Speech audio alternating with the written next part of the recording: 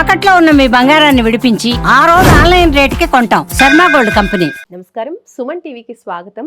ఈ రోజు మనతో పాటు ఉన్నారు ప్రముఖ జ్యోతిష్యులు, జ్యోతిష్య రత్న, జ్యోతిష్య చక్ర వైభవ నిపుణులు డాక్టర్ రాళ్లపల్లి రవికుమార్ గారు. వారితో మాట్లాడదాము, మరిన్ని విషయాలు జ్యోతిష్యం గురించి తెలుసుకుందాం. గురుగారు నమస్కారం అండి. నమస్కారం. చాలా మందికి జీవితంలో అంటూ ఉంటారు, వివాహ గడియలు ఎప్పుడొస్తాయో, ఆ సుముహూర్తం ఎప్పుడొస్తుందో అనే మాట పెద్దవాళ్ళ నోటి నుంచి మనం వింటూ ఉంటాము. అలాంటప్పుడు అంటే ఒక మనిషికి తన జీవితంలో వివాహ గడియలు వచ్చాయి అనేది, ఆ సమయం, వివాహ సమయం ఆసన్నమైంది అనేది ఎలా తెలుస్తుంది జ్యోతిష్యపరంగా?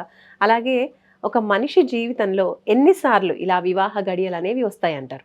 సాధారణంగా వివాహ విషయం మనం ఎలా తెలుసుకోవాలంటే, ఫస్ట్ మన జాతకం జ్యోతిష్కుడు అంటే రెగ్యులర్గా ఇంటి పురోహితుడే సాధారణంగా చాలామంది ఇళ్లలో జ్యోతిష్కుడుగా ఉంటారు. కొంతమంది ఓన్లీ పురోహితమే చేస్తారు, వాడికి జ్యోతిష్యం వచ్చి ఉండకపోవచ్చు ఆ ఇంటి పురోహితుడికి.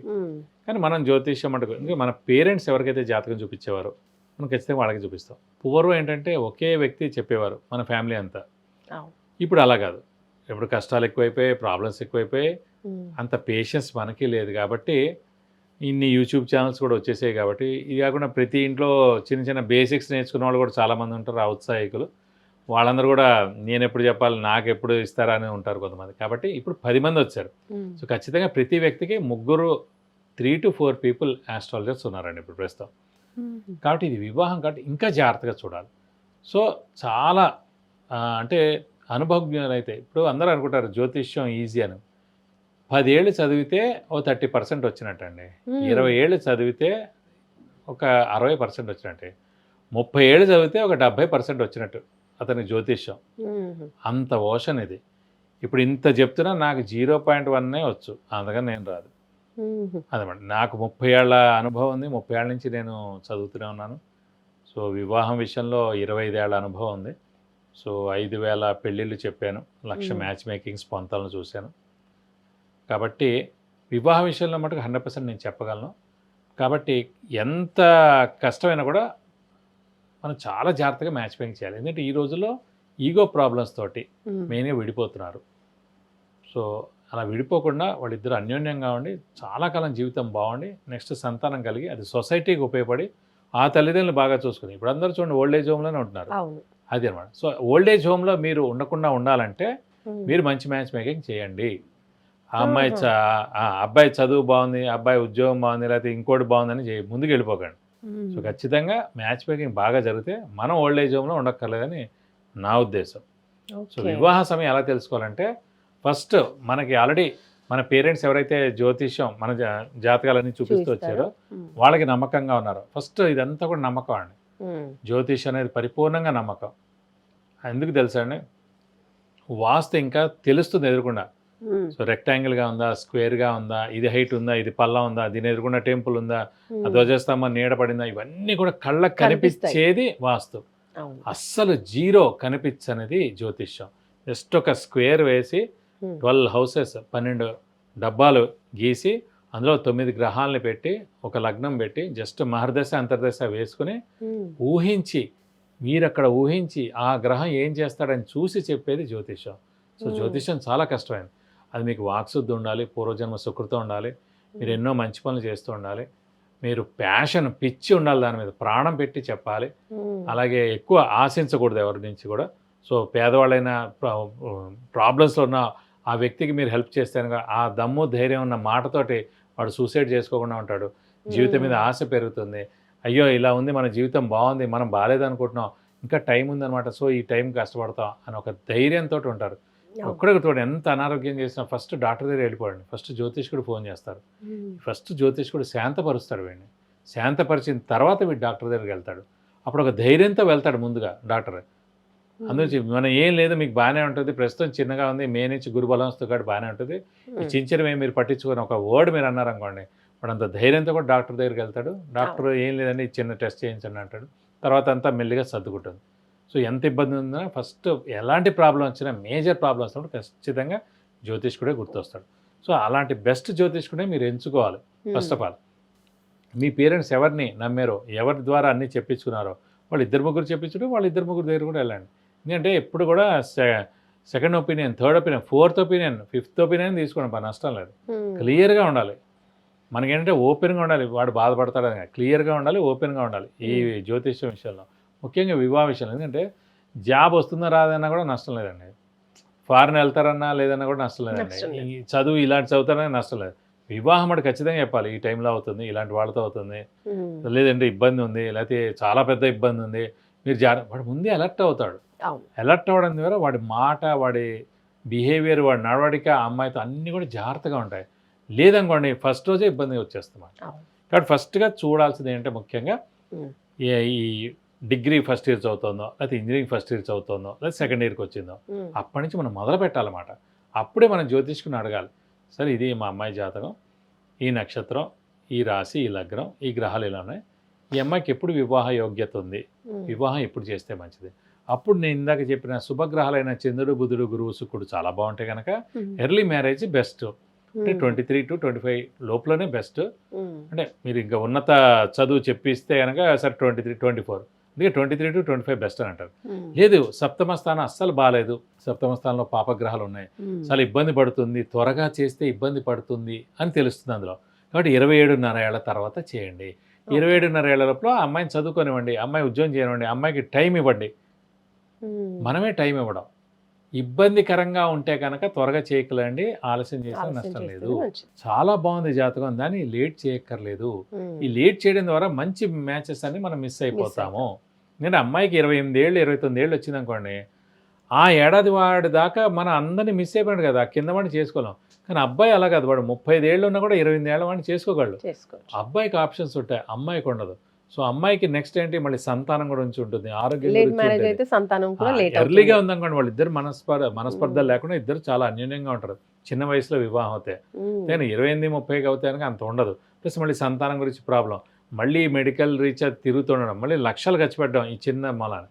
కాబట్టి జాతకం చాలా బాగుంది, అమ్మాయి కుజుడు చాలా బాగున్నాడు, శుక్రుడు కూడా బాగున్నాడు, సప్తమ స్థానం బాగుంది, కుటుంబ స్థానం బాగుంది, శుభగ్రహాలైన చంద్రుడు, బుధుడు, గురువు, శుక్రుడు చాలా బాగున్నారు. ఎర్లీగా పెళ్లి చేయండి, లైఫ్ చాలా బాగుంటుంది. సప్తమ స్థానం చాలా బాగుంది, ప్రాబ్లమేటిక్గా ఉంది, లేట్గా చేయండి, దాని నష్టం లేదు, ఎంత లేట్ చేస్తే అంత మంచిది అని నా ఉద్దేశం. ఓకే.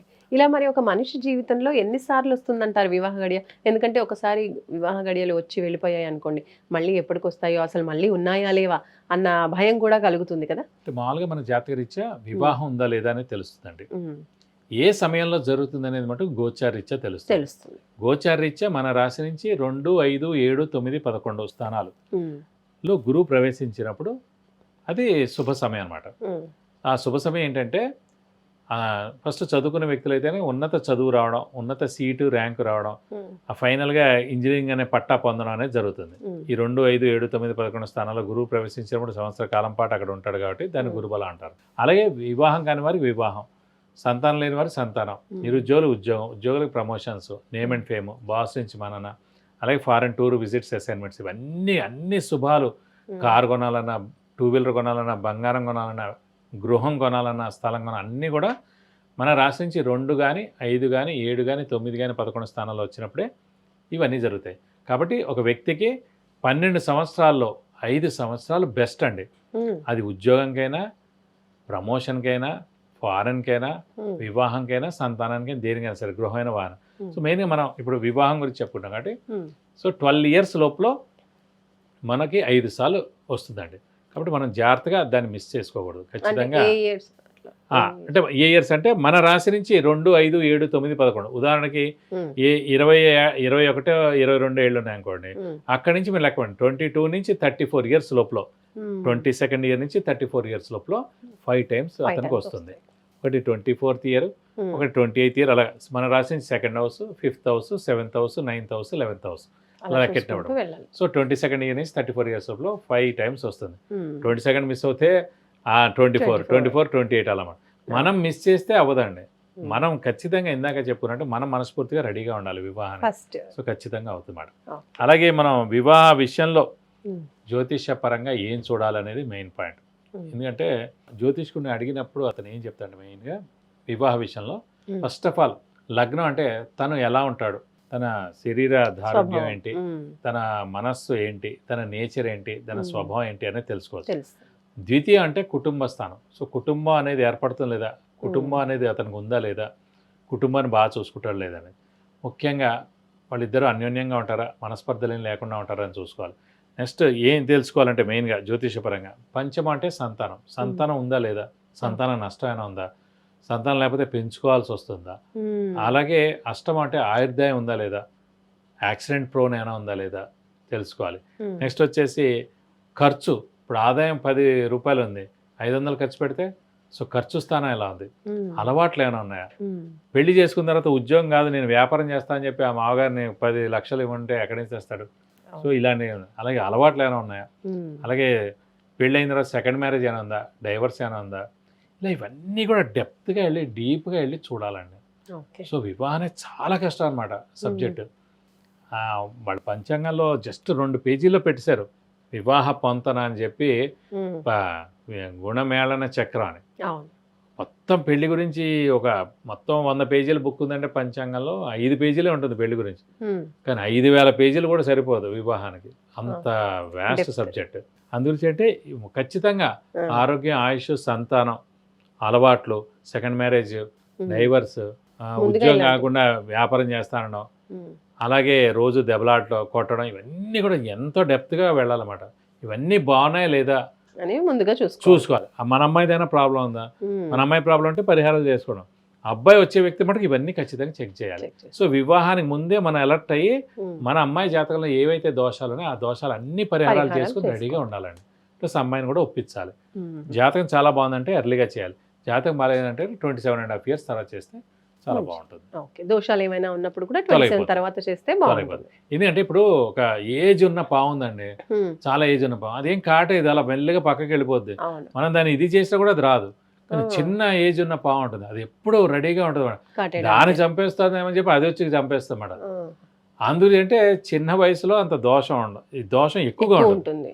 పెద్ద వయసు వచ్చే దోషం తగ్గిపోతుంది. పెద్దవాళ్ళకి కూడా ఏజ్ వాళ్ళకి కూడా దోషాలు అనేవి తక్కువగా ఉంటాయి అంటారు, పిల్లలకి పెద్దవాళ్ళకి, అందుకని అలా అంటారు. ఓకే, రైట్ గురుగారు, చాలా చక్కని విషయాలు చాలా క్లియర్గా ఎక్స్ప్లెయిన్ చేశారు వివాహం గురించి. ఎంతో మందికి ఉంటాయి ఎన్నో సమస్యలు, ఎన్నో సందేహాలు, వాటన్నిటికీ కూడా మీరు పరిహారాలు తెలియజేసినందుకు ధన్యవాదాలు. నమస్కారం. చూసారు కదండి, వివాహ ఘడియలు మన జీవితంలో ఎప్పుడు వస్తాయి, ఎలా వస్తాయి, జ్యోతిషపరంగా ఏ విధంగా చూడొచ్చు, వివాహ గడియలు ఆసన్నమయ్యాయా లేదా అనేది మనకి గురుగారు చాలా క్లియర్గా ఎక్స్ప్లెయిన్ చేశారు. ఒక మనిషి జీవితంలో ఒక 5 సార్లు కంపల్సరీగా వస్తూ ఉంటాయి కాబట్టి ఆ సమయాలు అనేవి చూసుకుంటూ మనని మనం ప్రిపేర్డ్గా ఉండడం, దోషాలు ఏమైనా ఉంటే పరిహారాలు పాటించుకోవడం, తర్వాత వివాహం చేసుకోవడం అనేది చాలా మంచి పరిణామాలు, శుభ పరిణామాలకు దారితీస్తుందని గురుగారు తెలియజేస్తున్నారు. మరొక మంచి టాపిక్తో మళ్ళీ కలుసుకుందాం. చూస్తూనే ఉండండి సుమన్ టీవీ. నమస్తే.